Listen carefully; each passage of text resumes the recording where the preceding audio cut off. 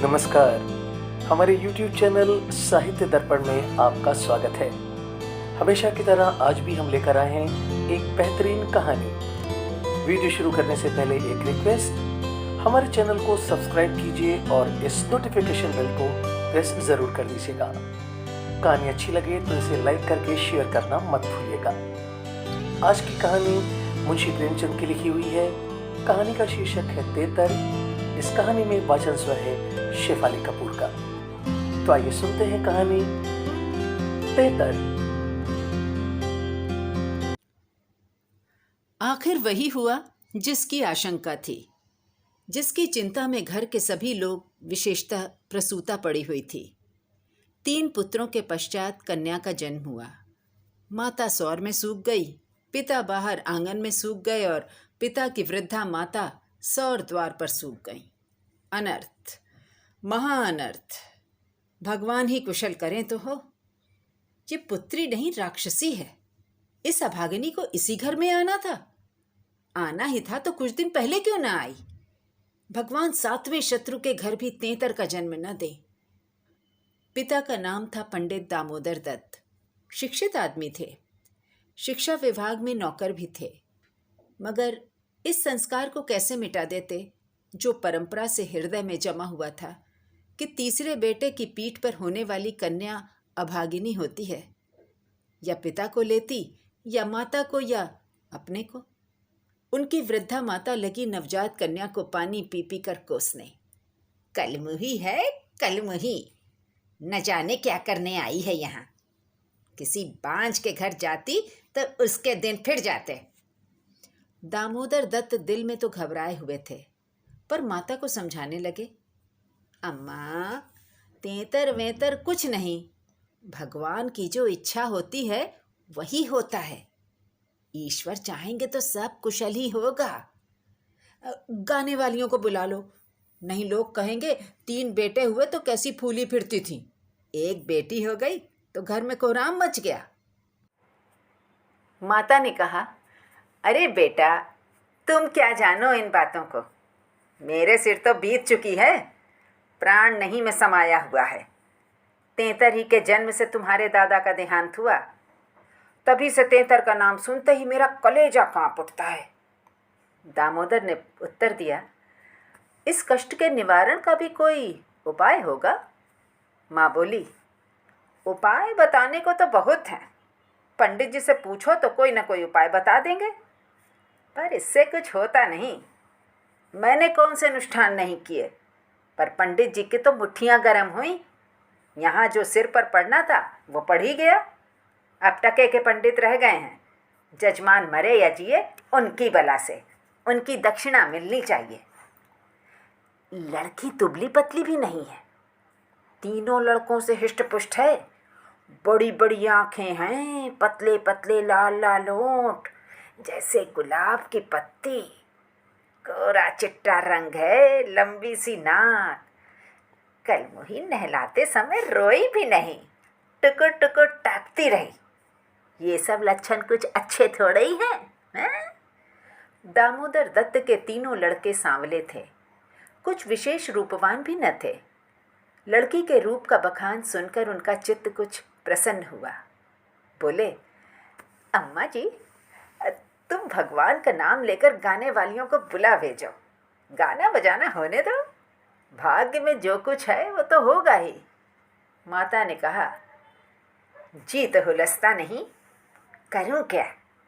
दामोदर बोला, गाना न होने से कष्ट का निवारण तो होगा नहीं कि हो जाएगा।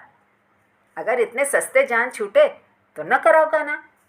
माता ने कहा, बुलाए लेती हूँ बेटा, जो कुछ होना था वो तो हो गया। इतने में दाई ने सौर में से पुकार कर कहा, बहू जी कहती हैं गाना वाना कराने का काम नहीं है। माता बोली, भला उनसे कहो चुप बैठी रहें, बाहर निकल कर मनमानी करेंगी। 12 ही दिन हैं, बहुत दिन नहीं है। बहुत इतराती फिरती थी, ये न करूँगी, वो न करूँगी। देवी क्या है, देवता क्या है, मर्दों की बातें सुनकर वही रट लगाने लगती हैं। तो अब चुपके से बैठती क्यों नहीं? मैं तो तेतर को अशुभ नहीं मानती और सब बातों में मेमों की बराबरी करती हैं, तो इस बात में भी करें। ये कहकर माताजी ने नाइन को भेजा कि जाकर गाने वालियों को बुला ला, पड़ोस में भी कहती जाना। सवेरा होते ही बड़ा लड़का सोकर उठा और आंखें मलता हुआ जाकर दादी से पूछने लगा, बड़ी अम्मा, कल अम्मा को क्या हुआ? माता ने कहा, लड़की तो हुई है। बालक खुशी से उछलकर बोला, ओहो, पैजनियाँ पहन पहन कर चुन चुन चलेगी। हाँ, जरा मुझे भी दिखा दो दादी जी। माता ने कहा, अरे क्या सौर में जाएगा? पागल हो गया है क्या?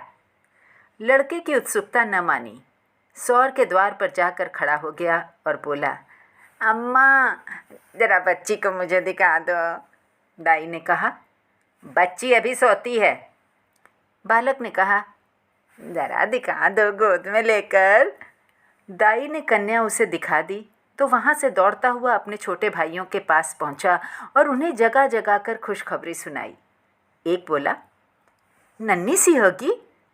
बड़े ने कहा, बिल्कुल नन्ही सी, बस जैसी बड़ी गुड़िया, ऐसी गोरी है कि क्या किसी साहब की लड़की होगी।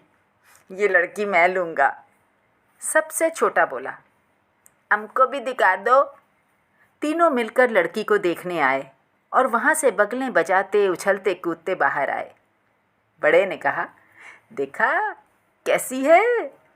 मझला बोला, कैसी आंखें बंद किए पड़ी थी।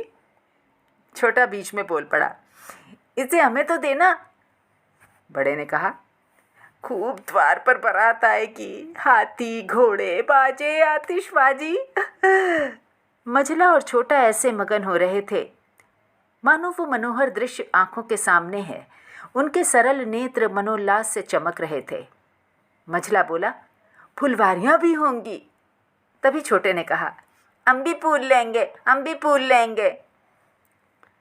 छठी भी हुई, बरही भी हुई, गाना बजाना, खाना खिलाना, देना दिलाना, सब कुछ हुआ, पर रस्म पूरी करने के लिए दिल से नहीं, खुशी से नहीं। लड़की दिन दिन दुर्बल और अस्वस्थ होती जाती थी। माँ उसे दोनों वक्त अफीम खिला देती और बालिका दिन और रात नशे में बेहोश पड़ी रहती। ज़रा भी नशा उतरता तो भूख से विकल होकर रोने लगती। माँ कुछ ऊपरी दूध पिलाकर अफीम खिला देती। आश्चर्य की बात तो ये थी कि अब की उसकी छाती में दूध ही नहीं उतरा।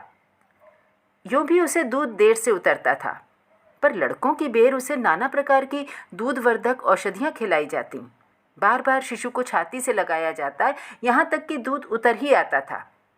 पर अब की ये आयोजनाएं कुछ न की गईं। फूल सी बच्ची कुम्हलाती जाती थी। माँ तो कभी उसकी ओर ताकती भी न थी।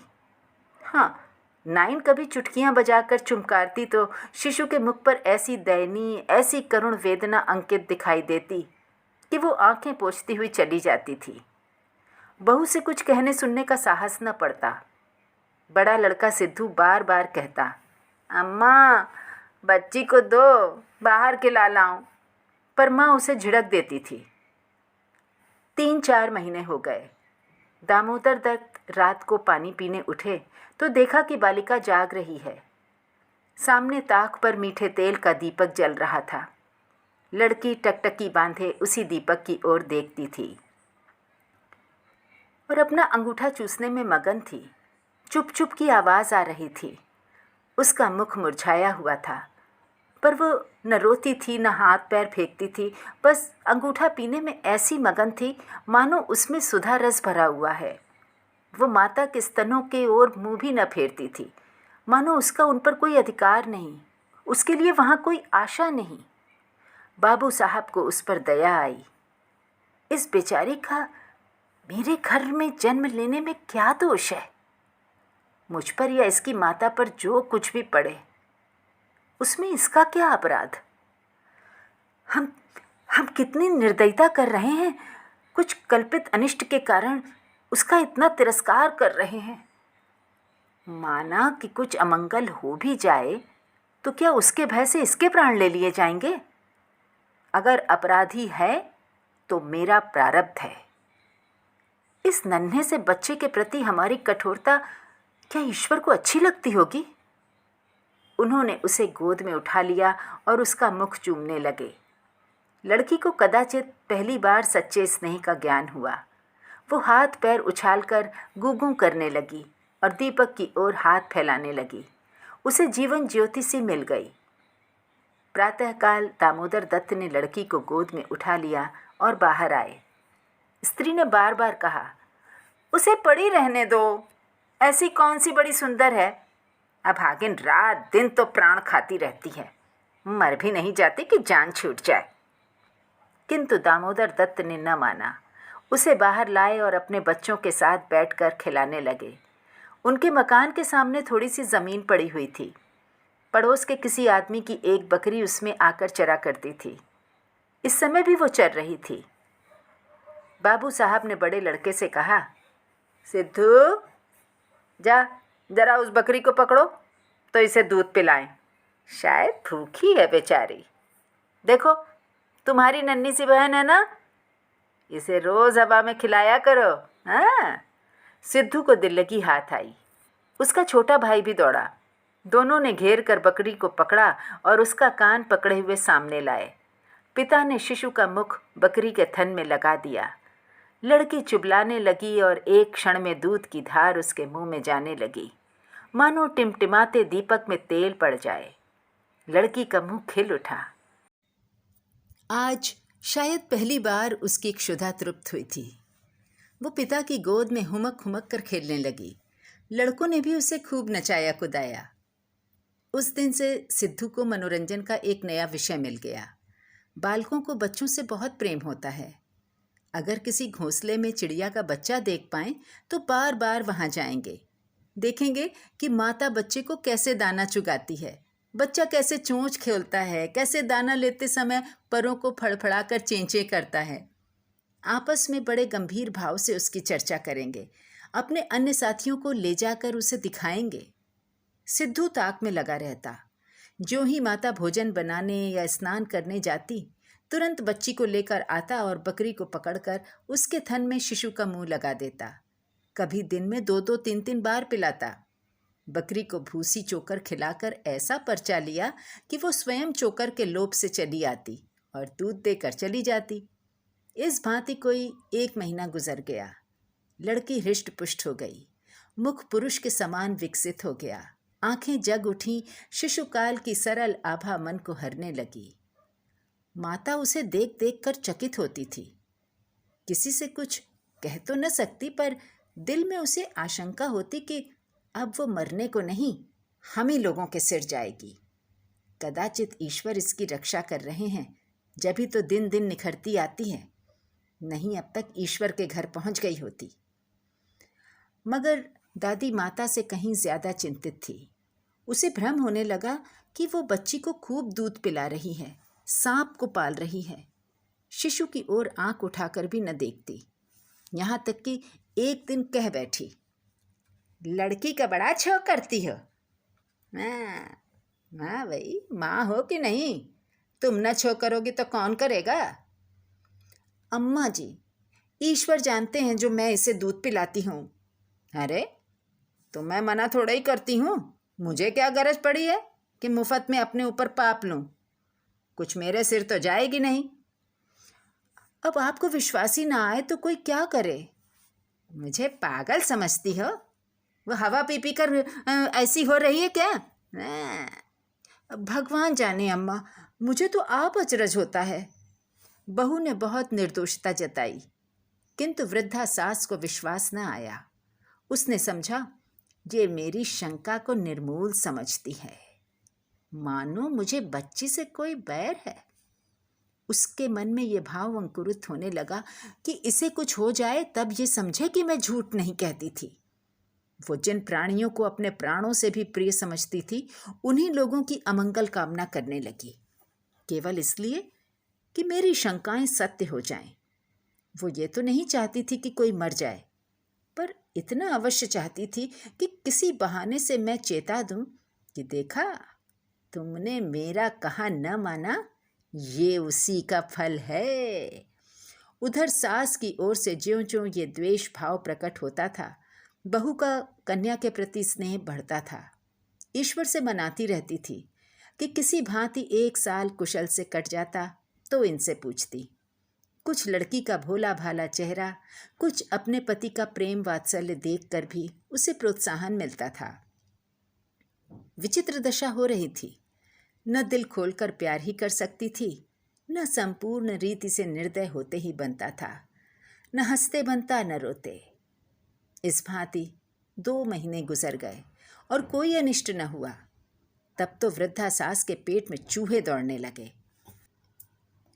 बहू को 2-4 दिन ज्वर भी नहीं आ जाता कि मेरी शंका की मर्यादा रह जाए।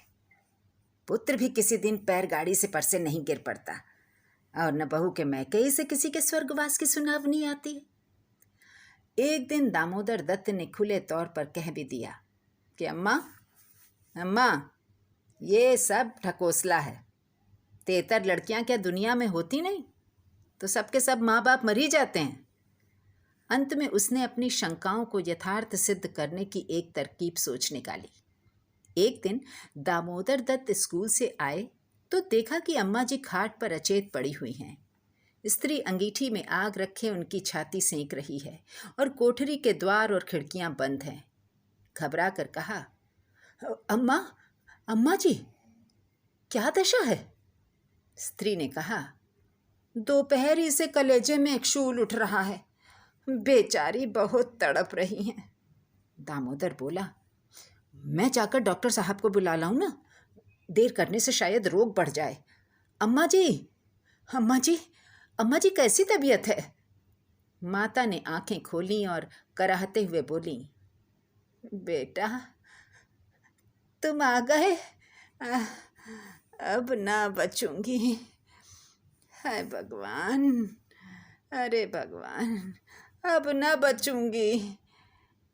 जैसे कोई कलेजे में बरछी चुभा रहा हो। हाय हाय, ऐसी पीड़ा कभी न हुई थी। इतनी उम्र बीत गई, ऐसी पीड़ा नहीं हुई। स्त्री ने कहा, ये कलमुही छोकरी न जाने किस मनहूस घड़ी में पैदा हुई। सास बोली, बेटा सब भगवान करते हैं, ये बेचारी क्या जाने। देखो देखो, मैं मर जाऊं तो उसे कष्ट मत देना।